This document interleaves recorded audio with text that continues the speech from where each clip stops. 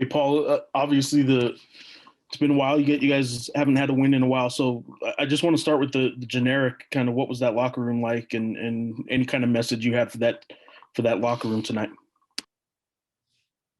Happy, very happy. And I told them I'm really happy for them and just everybody who's been along this ride to feel this way. We've been in a lot of these games with 3 minutes to go, and you can win, you can lose, and we haven't pushed through to get a lot of those wins. You know, we've been on the other side. So just for them to have that confidence to close one out the way that we did, it wasn't like we squeaked out the 1-2 point win and we just fell apart and hung on because we had a good lead. I thought we finished it really strong, and I'm happy for them. We stepped up, we made free throws, we got stops, and really could have had the leak out dunk at the end to win by 10 and really put an exclamation point on it, but pulled it back out and just happy to get the victory. Oh, you've been talking about how you just got to win one of these, and maybe you got to learn how to win. Was that did they learn how to win tonight in a close game?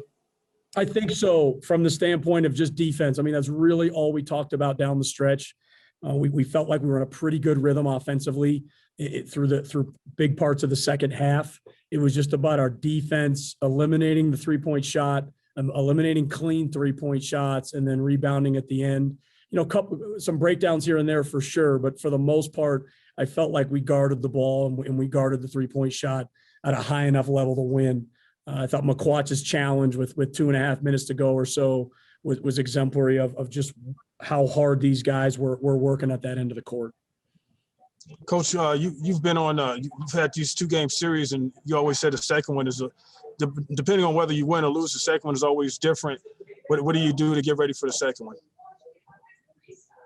That's really what we talked about in the locker room. It's a quick turnaround. It's a 4 p.m. game. We know we need our energy. We know we need our legs. So we need a lot of rest, recover, work on the things that we need to improve on. Obviously, that's offensively taking care of the basketball, and then defensively being able to have the same energy and enthusiasm that we had in this game. You know, we knew that going into it with such a short prep time, we weren't going to become experts at Air Force basketball, and we had to overcome that with exceptional energy and enthusiasm and just defensive intensity. And we've got to make sure we can duplicate that here on Wednesday.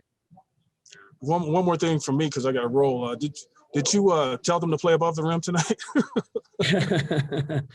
No, they had some good pop to them. I'll credit Coach Dave Pilipovich. We went to his house Saturday night. That's one of the benefits of having the ex-Air Force coach. You got a house to go to. It's the first time we've ever been together in a social setting together to eat and watch TV and hang out. And it was a lot of fun. And I think it really helped us kind of get over the last couple of games and hopefully just, refresh our minds and get ready for this one. Thanks, man. Just to make sure was that literally, I mean, the first time you guys have been able to do that other than a hotel? So I know you guys have had some hotel meals maybe during film and stuff like that, but was that, no joke, the first time you guys had a dinner together this year in a setting outside of a hotel? Yes. What did he serve? Unless something I'm forgetting, but no, I mean, and I'm thankful to UNM for allowing us to do it. We had asked permission, we've asked for permission for things before, but with COVID policies and protocols, it's just not something that has ever really been allowed to go somewhere as a team or do things. So yeah, it was the first time and again, I hope I'm not misspeaking, but it's the first time I can remember being anywhere with the entire group, eating, hanging out, having fun, enjoying each other. As far as the game plan tonight, you talked about making the threes difficult on them, and they shot 25%. Now, A.J. Walker and Chris Joyce still ended up with 42 or something like that combined points. So they still got theirs, but defensively, it looked like you guys got what you wanted. But I actually want to ask about offensively. You guys didn't fall for their trap. You shot only 9 3-pointers, and your bigs delivered. And that's the second part of not just shooting all those threes, is Byron and Valdir have to actually execute and hit some bunnies, which hasn't always happened this year. Anything that you told them to kind of get them going a little bit tonight? I did. I told them both individually, collectively, in front of the team that, when we end up playing these small lineups with Emmanuel and Rod, primarily, they've got to take it personal. And, I don't want to, at the end of a game, have to go small. Byron and Valdir have to put the pressure on me. They've got to put the pressure on the opposing team that they need to be on the floor. They have to be on the floor. And I thought they really responded to that tonight. And I think our guys did too. I told the guys at halftime, look, and I told them in pregame, we're going to go to them until they prove otherwise. And if they prove otherwise, then we'll play small. But if Valdir and Byron are going to kind of answer the bell and play down there the way we want, then we'll continue to play through them. And they did a really good job tonight of ducking in and sealing with tremendous effort. Even on times they didn't get the ball, they come back the next possession and continue to do it. So they did a really good job offensively, and I'm happy for them. On that note, Paul, can you talk about just the long-term progression offensively of your bigs? You're getting better results. They look so much more confident over the last few weeks. And you're able to run an offense through your bigs where you couldn't early in the season. I feel for them in the standpoint that I hired Scott Padgett for a reason. He missed about 30 days of our preseason for COVID policies and procedures. He's going to miss the last however many days. He hasn't really kind of got the time that I promised them and he kind of vowed to give to them. So it's been a lot remotely and different things.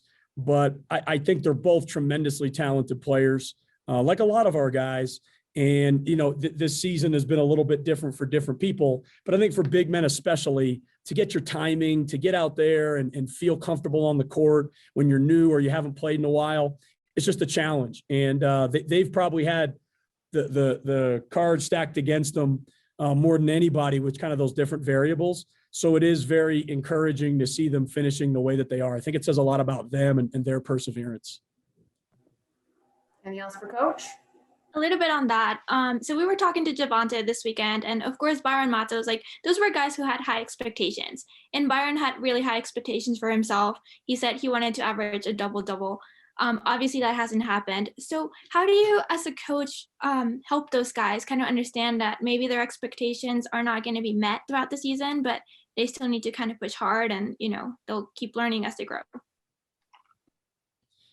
Yeah, for me, the big thing has been confidence. It's obviously easy to lose your confidence the way either our season has gone or maybe individually how they're playing, and just trying to keep them up, encourage them as much as we can, be optimistic, be uplifting, keep working on the things they need to work on, and just understand this is a free year. So take the pressure off, whatever you were kind of aspiring to get out of it. Maybe it's not going to quite end up there, but if you can kind of change your perspective and treat it as a free year, just work hard every day. Don't put too much pressure on yourself, and then use this as a building block for next season.